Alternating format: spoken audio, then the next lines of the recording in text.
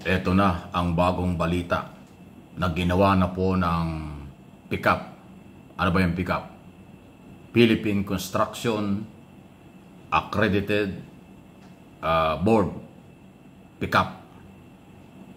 Yan po yung ina-applyan, okay, ng mga kontraktor, mga negosyante para magkaroon ng lisensya. Ang aksyon po ng PICAP ay matapos nga pong aminin ni Sara Diskaya na yung kanyang siyam na korporasyon o company ay involved at may kinalaman sa mga flood control project ng pamahalaan. So, yan ang ba siyan? Siyam po yan. Siyam, tama. 9. Siyam na mga construction company tinanggalan na po ng lisensya ng Philippine Construction Accredited Board. Yan ang mabilis na aksyon nila. Dahil nga ho, kung yung mga gunita doon sa hearing, sa Senado, sinermonan yung presidente niyan na parang walang ginagawa at paisi-isi. Pagkatapos karamihan pang lumalabas dyan, pag pumalpak yung isang company, papalitan lang ng pangalan, bibigyan ulit ng lisensya. So, identify yung Alpha, Omega, St. Timothy, isa hulang yan sa mga siyam na mga korporasyong pag-aari nitong Diskaya na napakarami ng sasakyan at may mga building na hindi malaman kung paano sila nagkamal ng ganung pera. Posible nga ang substandard at saka yung ghost project. Ang PICAP ay under po ng Department of Trade and Industry. So, mabilis ang aksyon ng DTI tungkol dyan. At tama lang. Sana hindi lang yung mga company ni Diskaya. Dapat yung 15 na identify na sangkot doon sa tinatayang 545.6 billion. Mahigit na kalahating bilyon sa loob lang ng 3 taon mula July 2022 na magsimula si Pangulong Marcos at ngayong Mayo ng 2025. Iba pa yung mga nangyari sa nakaraang administrasyon na alam nating matagal na yan. Dekada na ang korupsyon sa pagitan ng Department of Public Works and Highway at mga kontraktor. Kasapakat ang mga district engineer at politiko. Yan ang development. So, hindi lang si Sara Diskaya. Dapat yung iba pa. Kasi ang lumalabas dyan mga 100 yatang kontraktor . Yung iba'y pag-aari pa ng dami lang ng mga district engineer. Yung isang kontraktor pa nga dyan asawa ng commissioner ng Commission on Audit. Kaya hindi nag-o-audit. Grabe talaga yan Sabuatan. Puro conflict of interest. District engineer, mayroong sariling kontraktor. Politiko, may sariling kontraktor.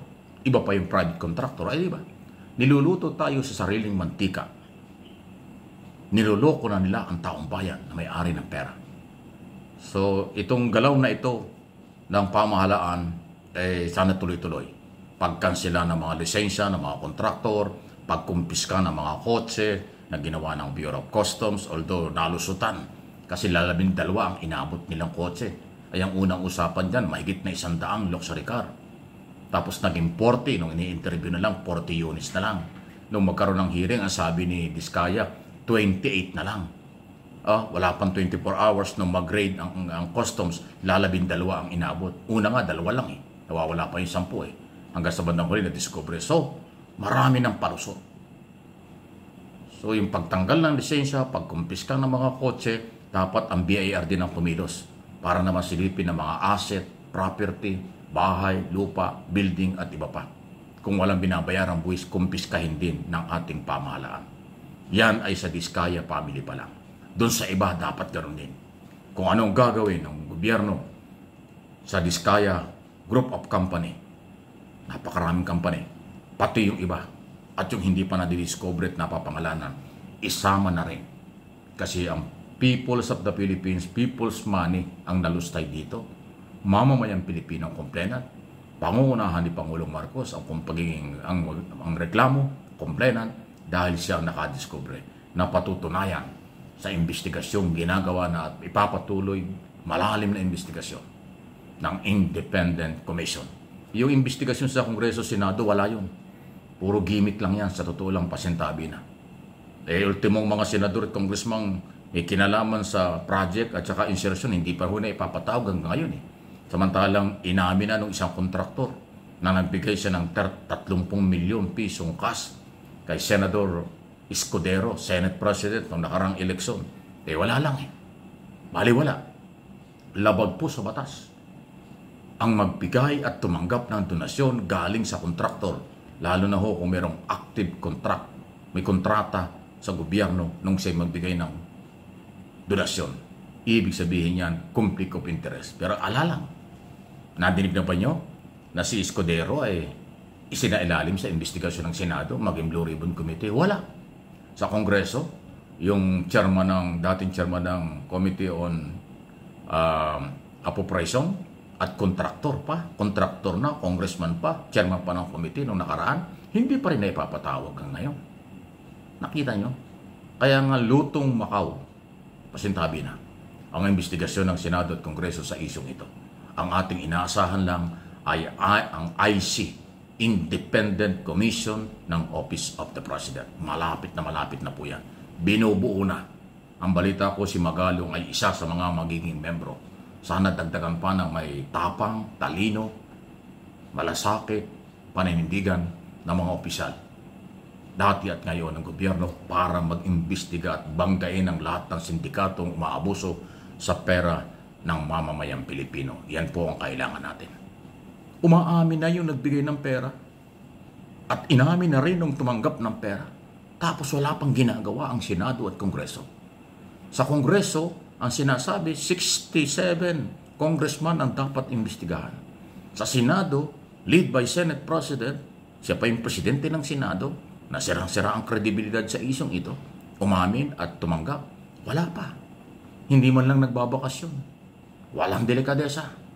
Kaya nga sabi ng Pangulo, mahiya naman kayo. Kaya nga yung speech ng Pangulo sa sauna noong July 28, ang tinamaan doon at pinatatamaan doon congressman at mga senador at kontraktor nandun sa gallery at bulwagan ng Kongreso ng panahon yun. Mahiya naman kayo sa taong bayan. Pero nagpalakpakan pa, standing ovation pa. Di ba lokohan? Proud na proud pa silang sinabihan ng Pangulong mahiya kayo. Samantalang sila na ngayon tinutukoy ng ating Pangulo. Ganyang kagarapal ang nakawan sa Pilipinas, mga kaibigan. Kaya please, paki-like and share, ikalat po ninyo itong aking mga topic dito sa aking mga channel nang makarating sa lahat ng Pilipino sa buong mundo. At kahit sa ibang lahi, hindi tayo natatakot harapin at ating paninindigan ang labang ito na pinangunahan ni Pangulong Marcos na dapat suportahan nating mga Pilipinong matitino na may-ari ng perang ito. Pati yung Duterte administration, may problema rito.